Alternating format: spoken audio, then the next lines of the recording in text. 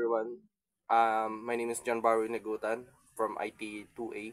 And ngayon po ipapakita ko po sa inyo kung paano mag-configure ng VLAN. And bago po yon, nagpapasalamat po kay Sir Oliver Sanchez sa pagtuturo po sa akin ito. So, tara po. So, magsisimula po tayo sa dalawang PC na ilalagay po natin, which is PC1 and PC2. At ilalagay po natin sa PC1 is accounting.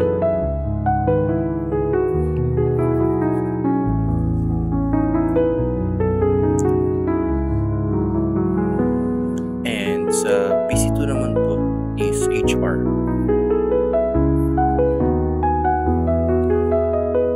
Pagkatapos po nun, maglalagay naman po tayo ng switch.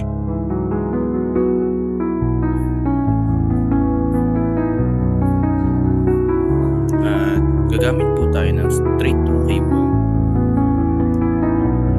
fast ethernet, and fast ethernet para po makonect po natin siya sa switch. At ganun lang din po sa PC2, fast ethernet, then fast ethernet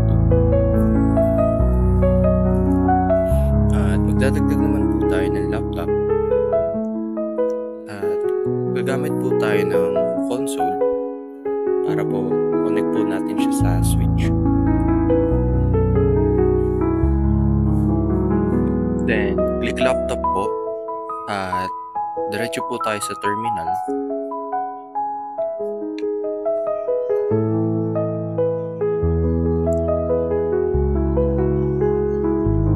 So, enter po.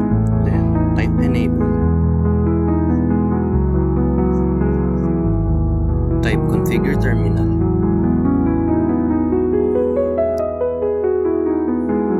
Then, dito po maglalagay tayo ng VLAN 10. And, type name accounting. Tapos po, exit.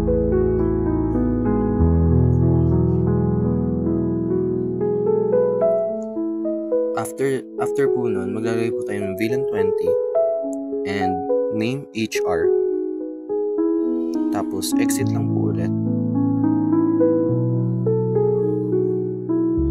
Tapos, type interface fast ethernet 0-1.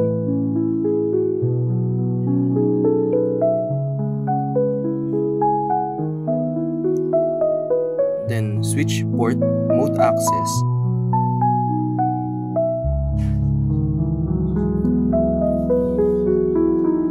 After po nun, maglalagay naman po tayo ng switch port access VLAN 10.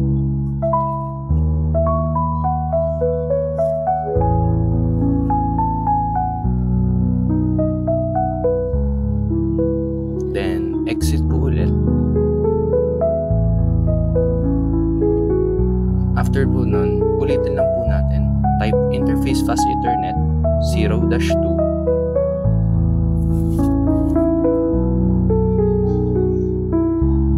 Then, switch port mode access.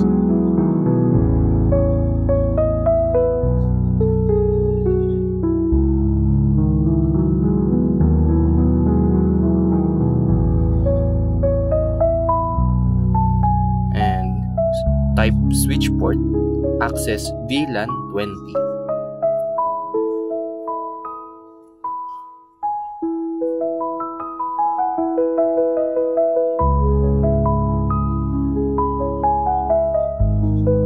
At mag-type lang po tayo ng exit. Dalawang exit. Isa pa po. Then, show VLAN brief. At dito na po makikita po natin na active na po si accounting and HR.